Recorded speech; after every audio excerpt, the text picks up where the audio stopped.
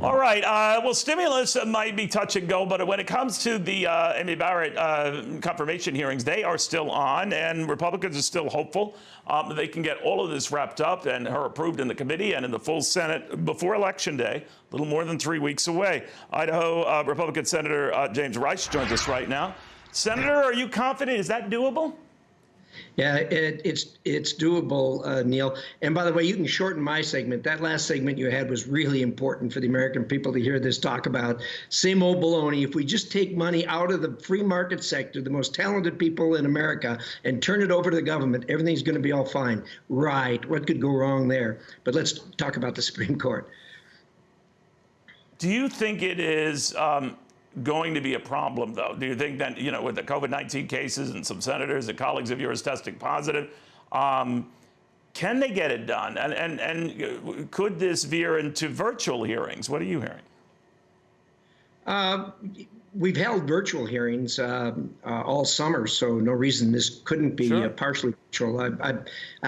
Look, they're throwing every roadblock there is. I know Chuck Schumer's now talking about that he wants to see everybody tested before they come in the Capitol building. They're just trying to knock off votes. Look, we're gonna take reasonable efforts and put one step in front of the other. Mitch McConnell is very good at this, and I have every confidence that we'll get this done. I think they forget that when the election's over, there's still a couple months left, whatever happens in the election. If they throw the president out and every senator that's up out, there's still going to be votes after the election. That doesn't stop things going on after the election. So they can continue to spar at this, but like I said, this is an age-old process.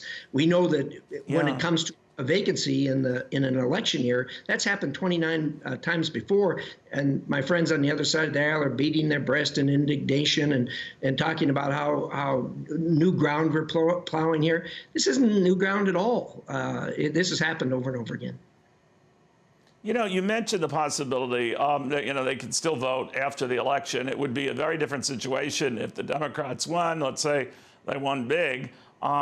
Would it be the same guarantee that a number of lame duck senators might be voting the same way? Are you confident that it would still be a sure thing that Judge Barrett becomes a Supreme Court justice? Well, it's never a sure thing until it's done. But right. I doubt that whether a senator is elected or reelected or not is going to change their vote on this subject. People forget that when we were elected, we raised our right hand, we swore to uphold the Constitution of the United States and faithfully discharge the duties of our office. Didn't say anything about whether it would be in an election year, before an election, after election. It said we will faithfully discharge the duties of our office, just like Barack Obama did when he appointed Merrick Garland. He did exactly what he was supposed to do. He nominated someone to fill a vacancy. The Senate did just what it's supposed to do, and that is either consent or withhold its consent. In that particular case, we withheld our consent, and that's the way it's been through history. If you have a White House and Senate that are to the same party, the person generally gets confirmed. If you have a White House and the Senate that are of split parties, it generally doesn't happen. So, look, this is not something that's brand new. It's not rocket science. These things have been done for over and over again for the 244 years we've been around. All right, we'll see what happens. Senator Risch, very good catching up with you. Be well.